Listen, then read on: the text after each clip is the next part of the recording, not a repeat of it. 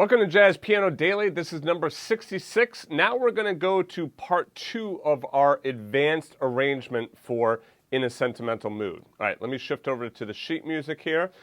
Just a quick reminder, if you see that it's blurred out, that means that you have to be a full Jazz Piano Daily member. Just check out jazzpianodaily.com for more information, but you can still see me playing it and watch the video. All right, so what we did in lesson number 64 was this.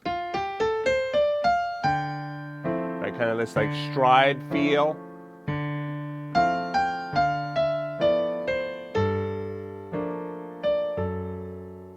right.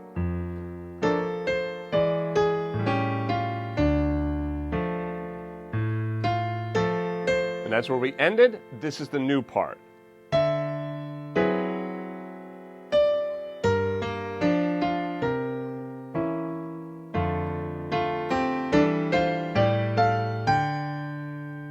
So I'm going to show you that new part right now.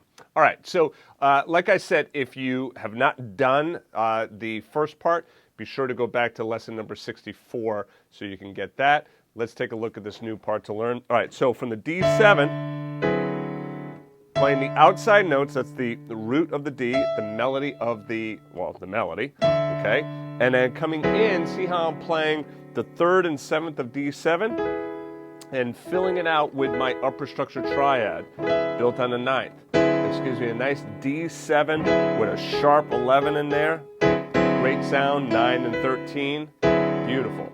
And I go out, then in. Out, hold it out, and then play the inner voicing. Then, next melody note, and then check this out. This is exactly from what we just did in yesterday's lesson of filling in.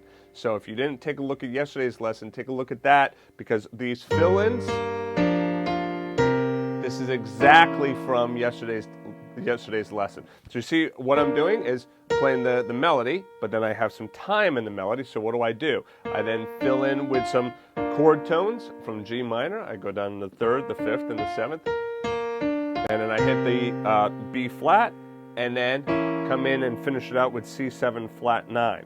So here what I did was I played the root again along with the melody, and then come in, play the 3rd and 7th of the chord, play the 3rd and the flat 9 in there.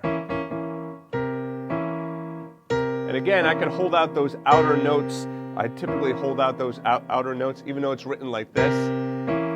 You can play it like that as well, but if you want to hold them out, that's fine. And then we go to F6. Pretty simple. Root 6, 3rd, melody. But look at what's going on in the right hand.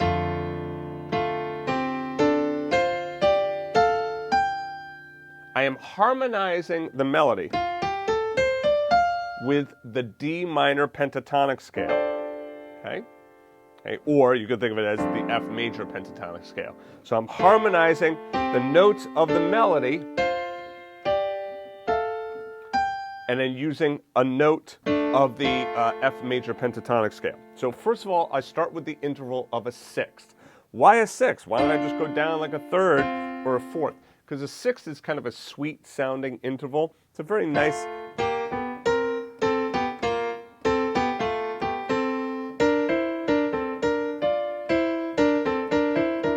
I like the sound of the interval of a 6th. So I start with the 6th first, hits it again, but now this one goes to a 5th. Why? Because I'm looking for the next note up in my F major pentatonic. As I'm harmonizing this melody, I'm thinking, okay, let me start down here, but then what is the next note in the F major pentatonic scale? Next note is here. Remember, these are the notes of the F major pentatonic scale.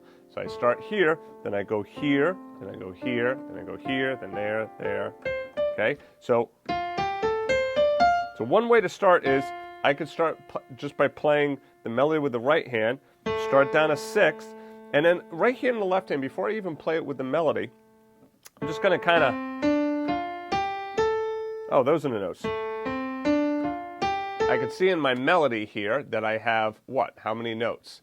How many notes do I have going on in the melody? I got 1, 2, 3, 4, 5, 6, right? So 1, 2, 3, 4, 5, 6.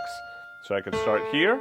I know 1, 2, 3, 4, 5, 6. So I'm going to be playing all the way up to there. So But now I have to do that all with my right hand. All right, so take it nice and slow. Second finger and pinky, and then I lift up. Thumb and middle finger, second finger, pinky.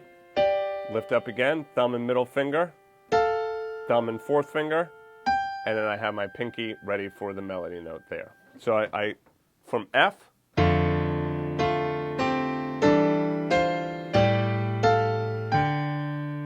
let's do that a few times nice and slow. F.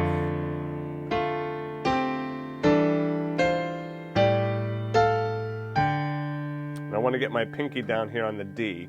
You'll see why come the next chapter.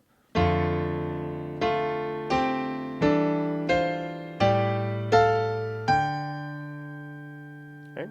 All right, so let's do this whole line again from the D7.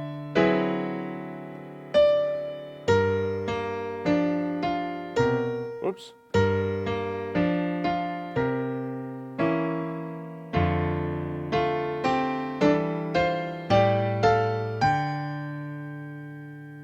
One more time, nice and slow.